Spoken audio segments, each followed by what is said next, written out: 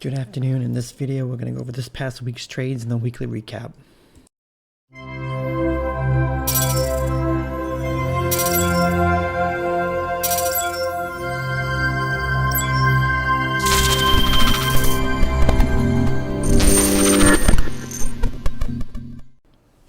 Before I get into the recap video, I just want to say if you're not in the room, you can find the link in the description of the video and in bio section on my social media accounts. Also, please like the video and subscribe to the channel if you haven't already.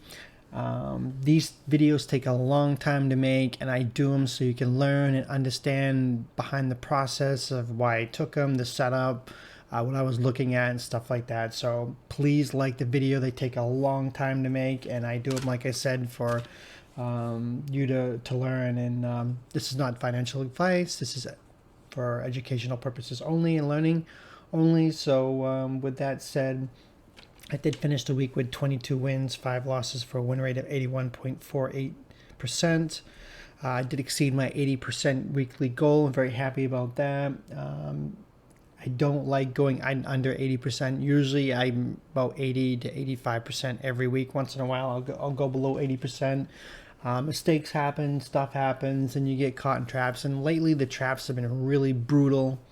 So yeah, and every morning, this is why you need to be in the room. Every single morning I post trade ideas, 2 to 3 tickers I watch every morning and open. I hate seeing people post 10, 14 tickers to watch. That's just unrealistic and just stupid, especially if you're even if you're, you know, a good option, not just option, just a good trader in general. I mean, watching 10 tickers is you get your eyes everywhere, and by the time you notice something happening, you already missed the move. So it's easier just to look pre-market, look at the 2 or 3 best setups and just focus on them.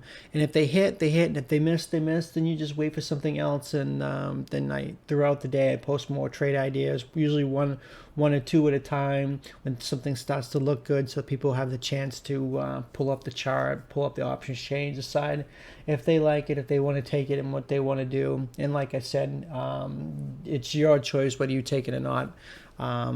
I'm gonna take it if I like it, and so you gotta base it on your own opinion, not mine. Like I said, it's not financial advice. You need to make your own determination and not blindly follow. So with that said, you can also find go on Twitter and see the timestamps of the plays. You can see that the plays have are called at the time, in real time, and not after the fact like a lot of people do. I can't stand that. So yeah, I even try to get, my trade ideas, the whole purpose with the trade ideas channels is to call the play in advance. So that way people get prepared. That way they're not chasing. Sometimes they get, actually a lot of people get better entries than I do because of that particular channel. So yeah, enough of the rambling. Monday I had, let's see, going on Twitter. Monday I had Twitter at open. Let's see, Twitter. Where is Monday? Right here. Yeah. Okay. I was watching this on Monday. Actually, I won't blow that up. I'll blow it up right here. Is this Monday right here? Yeah. Okay. You can see you get an inverted. Actually, it's a cup and handle right here. You get the cup and you get a little bit of a handle, and I saw that. And when it broke over, I was looking over Friday's high of 63.80, and I think I even said in the let's look at the trade ideas on what I posted on the 30th. Yeah, Twitter calls over 63.70, and I had DLTR calls over 92. So, and I ended up playing both of them. So 2 calls, 2 trade ideas, and they both hit, and I took them both. So, so yeah, the cup and handle, I could see right here, I grabbed the Twitter 64 calls at 85 cents, and they went to $1.57, and that push up right there. So I did take that. And then DLTR, like I said, I took the other one. Get back to the options thing because I got one of them by a swang. Okay, DLTR just got hammered, and I was watching this. I mean, it's gonna end up bouncing. I mean, DLTR, a dollar store, any of these dollar stores, you're going into the fall, going into Christmas season, their sales, the retail sales are gonna pick up. They make way too much money, and And the harder the economy is, the harder it is for people to make money and stuff like that. They're going to go shopping at cheaper places like Walmart and Dollar Tree and stuff like that. So those stores are going to end up benefiting the most. Even if you have money, I see a lot of times that people go to the dollar store and they're driving BMWs and Mercedes and stuff like that. You know, I'm not gonna lie. My wife loves the dollar store, so she goes all the time. So she loves buying those stupid knickknacks. So, but with that said, let's see. DLTR on the 30th, which is right here. Okay, like I said, this is Friday. I had the big drop from earnings of Friday. It dropped more, so I was watching for a dead cat bounce. And as soon as I got over, I said 92, which was right here.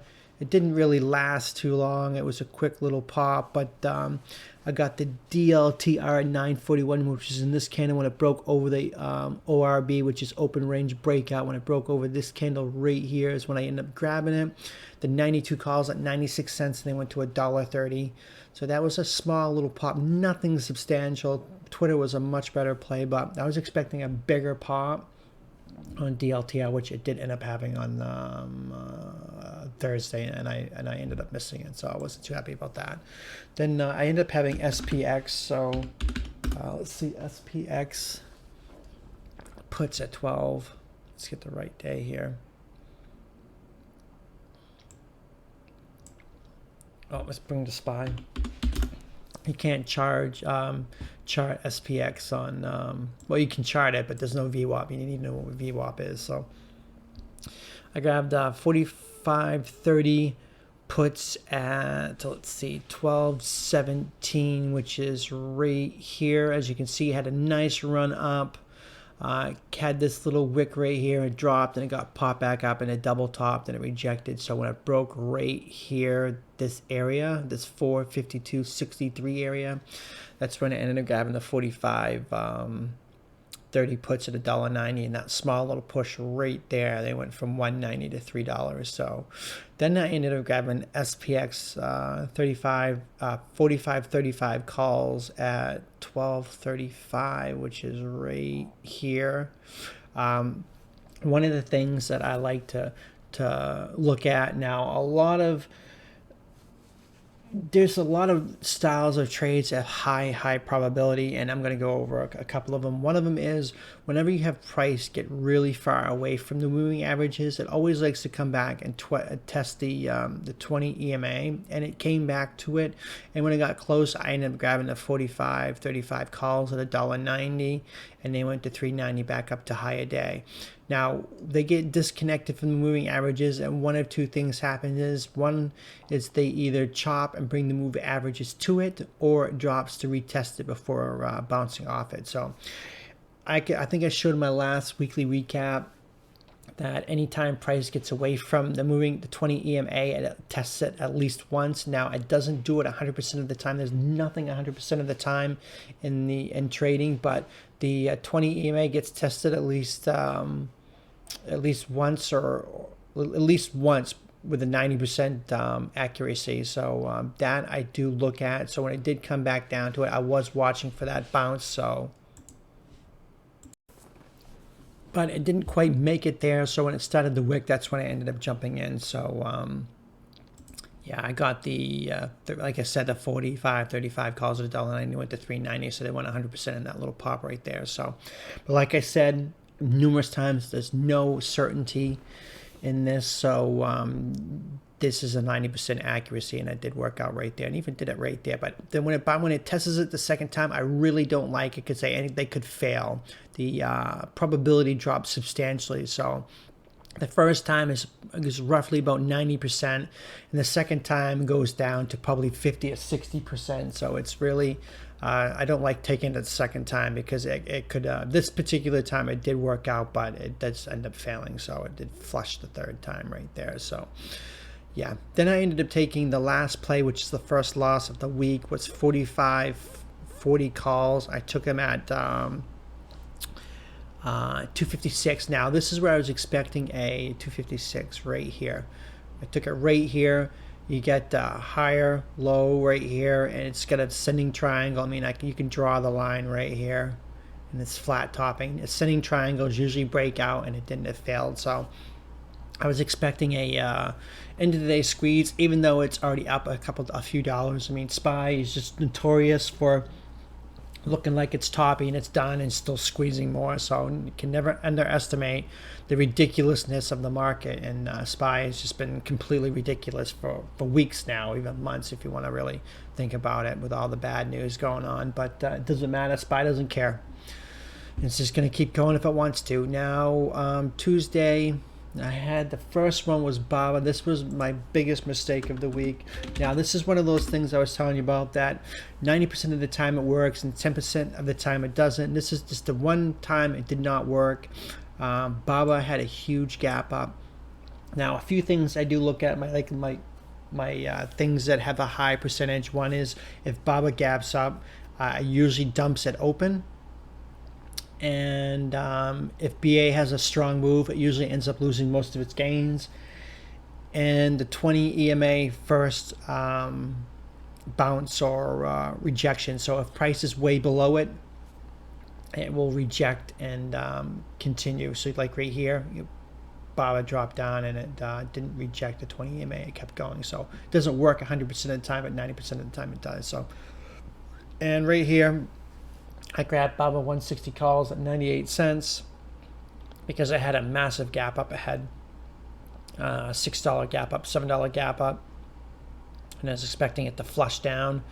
And it didn't, so I just stayed elevated and I kept it thinking, okay, maybe it'll gap down. Because the last time I had a major gap up like this last week or the week before, I did that and I stopped out, and the next day I had a massive gap down, and I think the calls actually, the puts actually went green. So I don't remember correctly, but I remember that he had a massive gap down, and they probably had a chance to recover. And I held it for that particular reason, and it just kept gapping up and going, gapping and going. I mean, it just, see, it gapped up here and it dropped. This is what I was expecting on Tuesday, but it just did not happen. I had this knife right here, but I got in 932. I think I might have actually taken some off in that drop. Let's see. I didn't.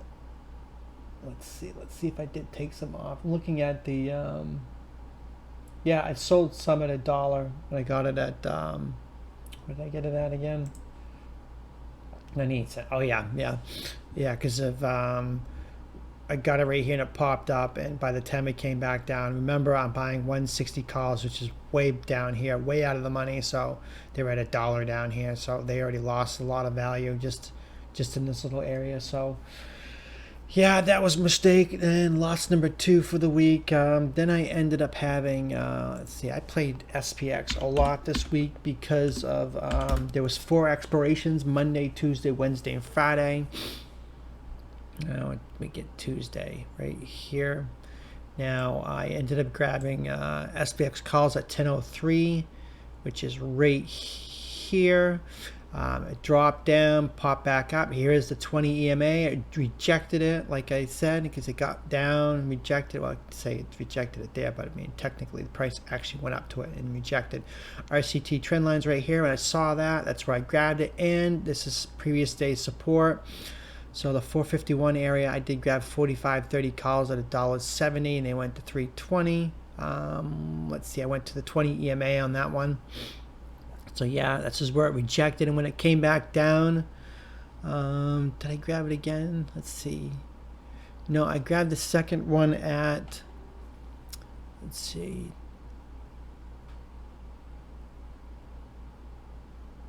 Okay, we grabbed it right here. Actually, I didn't grab it right here. I think I grabbed it right there. Yeah, I grabbed it right here, not off the rejection. I mean, off the bounce.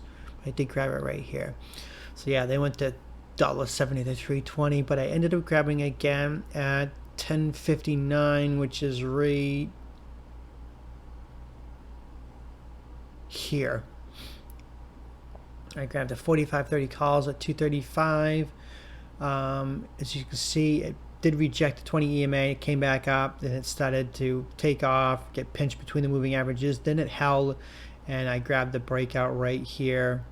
The 45.30 calls again, I got at 235, then went from 235 to 450. Then I ended up grabbing the 425 calls at 150. Was that 154? No, 134. 134 right here. Back at the intraday support right here. I grabbed it.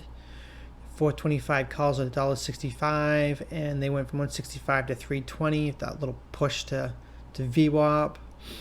Then the last play of the day, I grabbed SPX calls at 45.30 calls, this time at 234, which was right here. 234. I said, got it right here, pull back, I chopped, and I grabbed it thinking it was going to pop end of day, and I grabbed it too early. And what's been happening is I have lost a lot of my end of the day plays because of the plays have not happened until like the last 10 minutes of the day, and sometimes it looks like it's just going to take off. Like right here, it bounced, came up the VWAP, it chopped underneath it, and it looked like I was going to break through right there, and it just dumped and came back up and dumped again, and it never went anywhere, so they ended up going worthless. So it did not work out. Another end of the day play. Now if I ended up grabbing it down here off the RCT trend line on the 10-minute, that it would have worked out because it doesn't need that much room to run. So yeah, that was my third loss, 2 in that one day. Well, actually technically I held Bubba, so I didn't take Bubba as a loss yet, but yeah, then I ended up taking Twitter calls on Wednesday. Let's see, where is Wednesday? Right here. Yep. Now I was watching it chop over the 65 area, rejected it here, and it kind of like did break out a little bit and came back down quickly. So I was watching if it got over the 65. I even said in the Trade Ideas room, let's see, on the September 1st, I put Disney puts under 181 and Twitter calls over 65, and Disney did not hit, I don't think, but Twitter did. Twitter hit. I grabbed the 65 calls at open. They were at 78 cents, and they went to $1.96 on that little play. It was a little bipolar at open, but it did end up having a nice strong play. So 78 cents to $1.96, 100% move on that. Then I ended up playing SPX the rest of the day. A lot of SPX this week, so I've been doing really well on SPX all week long, except those end of the day moves, and I took another end of the day loss on Wednesday, but we'll get to that when we get to it. So I did grab a 45.40 calls at 9.46, which is right here.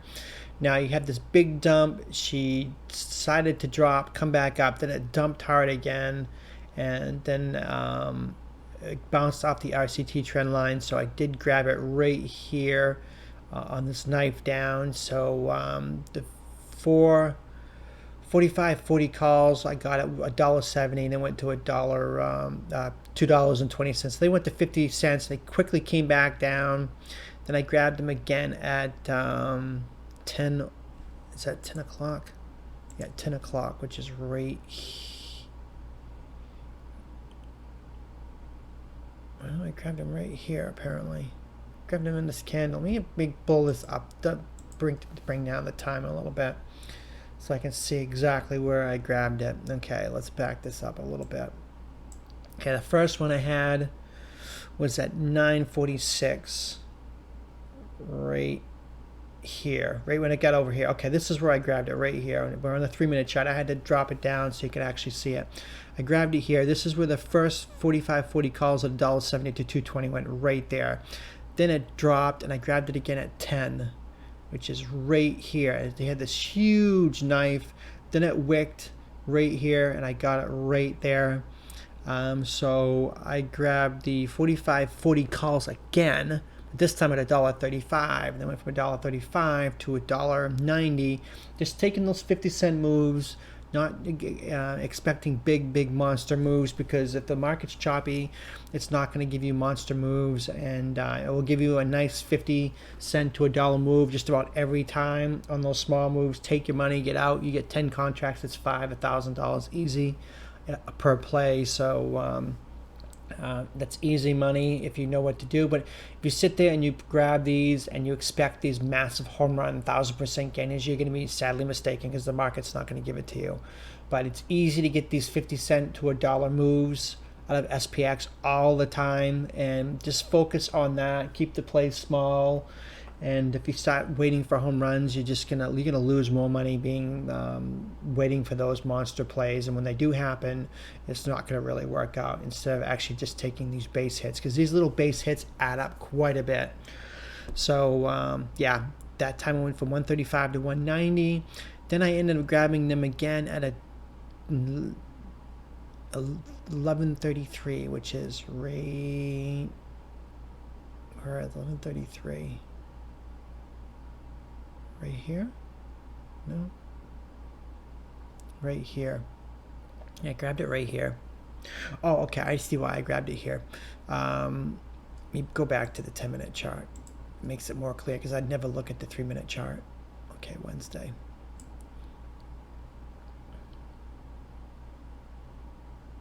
What was I looking at here? Oh, yeah. I was looking at the inverted head and shoulders. Okay, at this time, the round 3 of the SPX, I grabbed the 45.35 calls at $1.75. I grabbed them right 11.33. Wait, where is it? Wait, 11.33. Where are you? Oh, I'm on the wrong day. Stupid. Okay, 11.33. Right here. Now. Yeah, because if you're looking at the 3-minute chart, you have an inverted head and shoulders. I was looking at, well, I couldn't see because I wasn't on the 3-minute. You see it here, the left, the head, and the right shoulder kind of forming right here. Or, yeah. But I was looking at the 10-minute, so go back to the 10-minute on the first. So I was taking it right here. 11.33, look like a cup and handle right here. You got the cup and you got the handle right here, and when it started to make this little pop right there, I thought for sure it was going to break, because you can see a little cup, a tiny little handle, and it looked like it was going to go. It didn't. It dropped a little bit, then it actually went. So now 4.35 calls went from $1.75 to $4 if you held all the way through. So that was a nice little play. I was watching it up here. I was thinking about puts up here, and I just didn't take them. But I've been trying to focus on, because every time SPY starts to look weak, like right here, it's a trap, and they take it up higher. So you never know what SPY is going to end up doing. I mean, you had the same kind of setup right here the previous day. It came up, chopped around, and it dumped, and it did the same thing right here. So, but no, I didn't take that. I probably should have. But I did end up taking a final play in SPX at the end of the day at 237, which is right here. You get this long exaggerated candle right down to support. I grabbed it here. It started to pop up. It dropped, came back up, and it just dropped, and it just ended up not working out. So if I got it down here at lower day instead of right here, that would have been a nice little 50 cent to $1 play. But you never know. Hindsight's always 20/20. You don't know. Right here, it looked like exaggerated move, and it was going to pop. So it kind of looked like it was going to pop, like it right here, but it didn't. It did drop more to lower day. I probably should have been a little more patient, but like I said, hindsight's only 20/20. So that is another loss. Then on Thursday I had let's see, Thursday I had Microsoft calls at open. Let's see, Thursday right here. I had a sell-off. It lost all its gains and then some, and it just dumped in a day, and it gapped up. So I was watching it over pre-market high. I even said in the Trade Ideas room on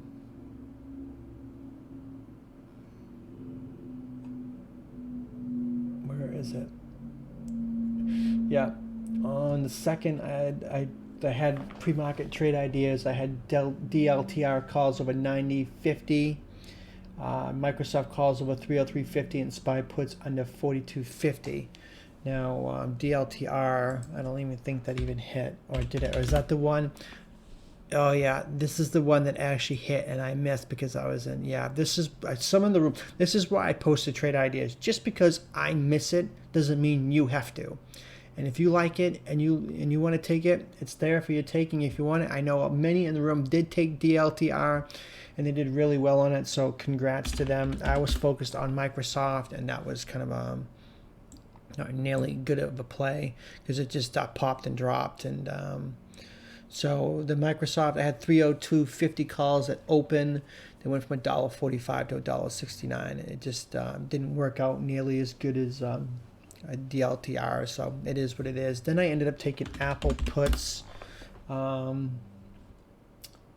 see, Apple puts. Now I even said, what time did I take Apple puts? 10:04. 10:04. Right here, lower day. Did I say anything? 153. Yeah, I did say in the pre-market. Not before market was already open. I did say it. Let's see. Give me a time.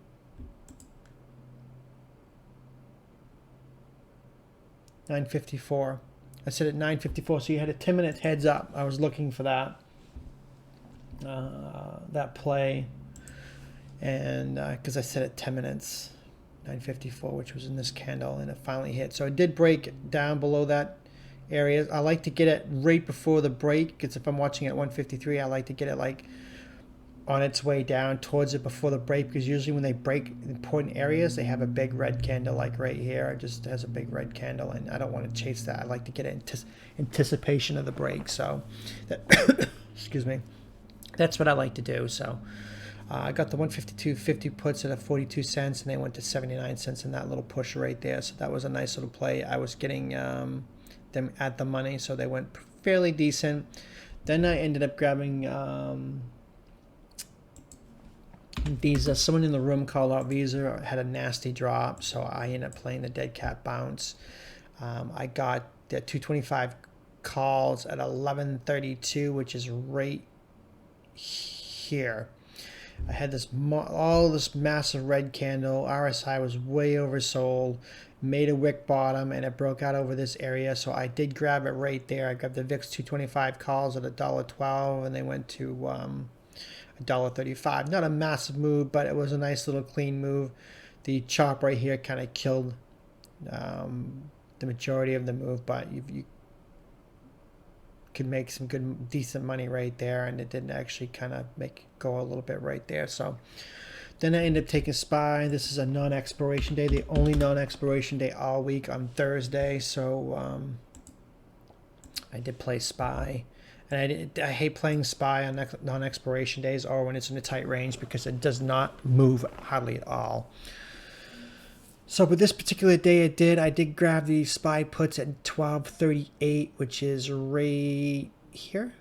12:38, right here. As you can see, rejected the 454. It came back down, bounced off the 20 EMA right there that I've been saying. Gets away from it, bounced off from it the very first time. You can see right here, I rejected it, got away from the 20 EMA, came back, retested, and dropped down. It almost happened. It happens 90% of the time. So it's a very good play if you want to look at it like that and play it like that. And sometimes I do, and I probably should have played that. I didn't. Then I made a lower high, and it came back down. And when it got below this area, I did say in the room of trade ideas that SPY puts under lower day. What's the timestamp on that? 12:35, and I took it at 12:38. So I give you a 3-minute heads up. You're lucky if you even get that half the time. So any heads up you can get is a plus for anyone. It did drop a tiny bit and it popped back up the VWAP, which would have gave a lot of people a good entry. And in fact, a lot of people did enter and got a better entry because of this little pop. Then it ended up dropping. So those 453 puts I got at 94 cents went to $1.81. So they almost went 100%, not quite. So in that little drop. Then I ended up grabbing the 452 puts at 80 cents at 259, which is right here, I bet. Yeah, right there.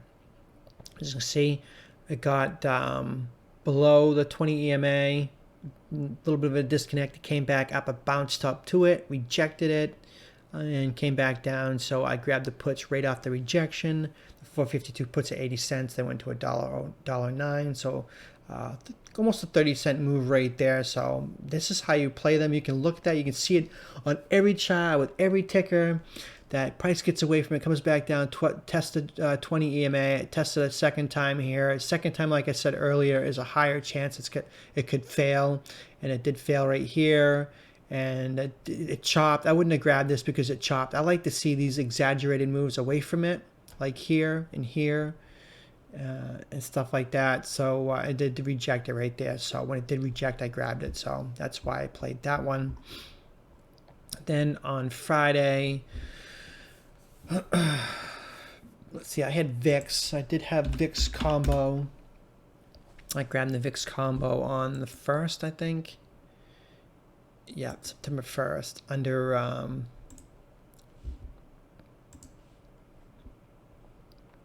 what time was that anyways? It doesn't really matter the time.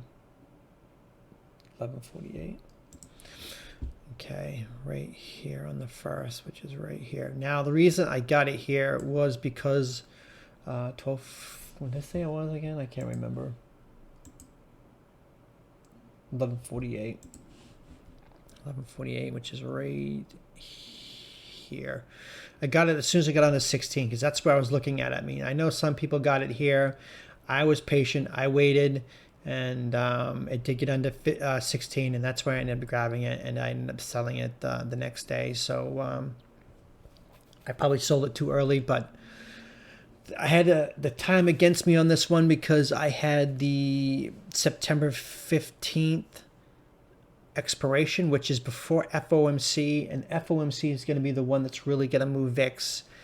And I wasn't expecting that much of a big pop. I was hoping it'd go to 20, but it did go to 17. But FOMC was the prize I wanted, but I knew these expired before then. So any pop on VIX, I was going to take it. And I even said in the room that I was going to probably take it at open. So on which day did I take it? I took it right here on open this day, which is Friday. The first play, besides the VIX, me selling the VIX, was Roku. Now Roku just got hammered on. And I had on a radar to watch for a bounce. Then they had bad news pre-market on Friday, something about Amazon going to TVs now and competing with Roku. But I mean, Roku just was at $375 and it's down.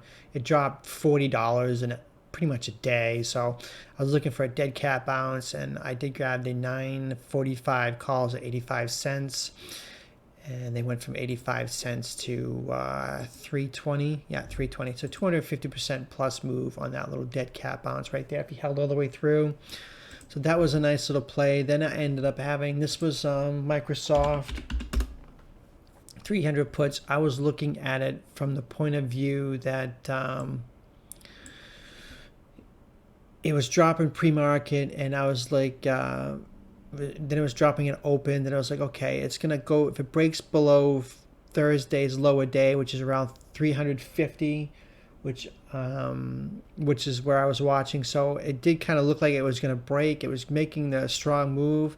So I grabbed the 300 puts at 75 cents, and then it just rocketed. And I was just, okay, whatever. So I just like move on to the next one. So that one didn't work out. Then I ended up played SPX the rest of the day. And I played a lot of SPX on, let's play SPY, not SPX. We blow it up on the 3-minute because I did end up grabbing a lot of dips and playing the chop.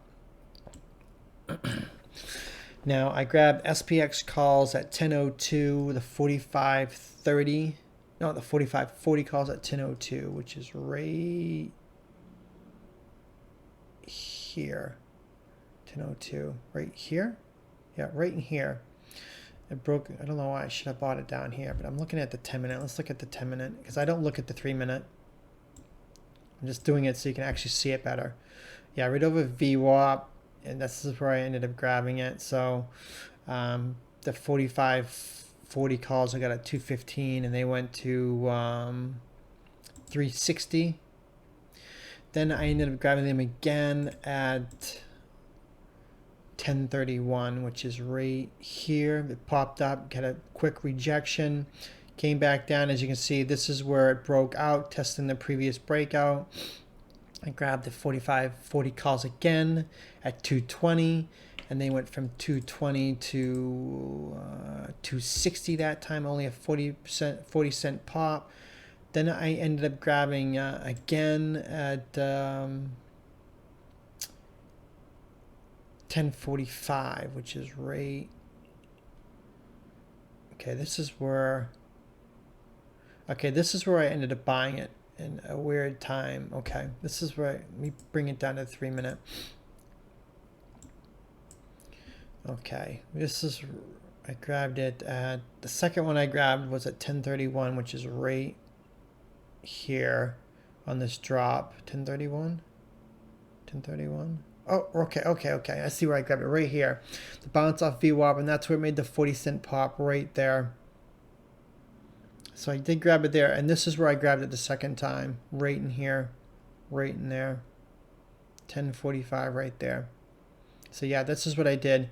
It came up, tested VWAP. I grabbed a little bounce off VWAP, took my 40 cents, got out. It dropped more, and it came back up to underneath VWAP, and I did grab it again right there. So the third time, I grabbed the 45.35 calls at 310. I got closer to the money in case it chopped, and they went from 310 to $5, and that little push up right there. Go back to the 10 minute. I hate looking at the 3 minute. It's too much noise. So yeah, that's where I ended up grabbing it.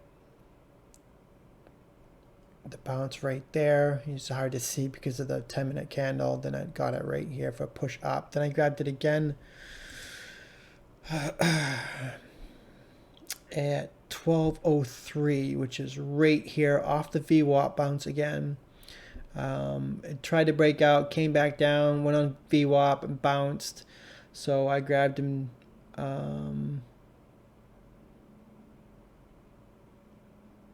Oh no, yeah. Was it the BB? Yeah, it was right here, 1203. Yeah, there was another VWAP bounce. So yeah, this was a VWAP bounce. Went underneath for a VWAP break, then another VWAP bounce. So yeah, I played this chop a little bit, quite a bit right here. So this time, I got the 435 calls before I had him at like, the third time I had him at 310. This is why I tell you to reference my Twitter in the timestamps, because sometimes I can explaining it could be confusing. So the fourth time I grabbed it was at 270, and they went from 270 to 625, and that little push, if you held all the way through. I did end up selling in this little push right here, but it did come back down, and I know some in the room said they ended up holding it for the rest of the day, for most of the day. So they got a good chunk of that. So I did get it out right in here, I think, and it did come back down. I was debating whether I wanted to grab it again right here, and I was like, okay, going into a 3-day weekend, I've already traded quite a bit already, and I don't want to take any stupid moves and stuff like that. So I just said that's enough for me, and people did hold the call. A few people did hold the calls through that, so congrats to them. They had a nice little 100% move on that.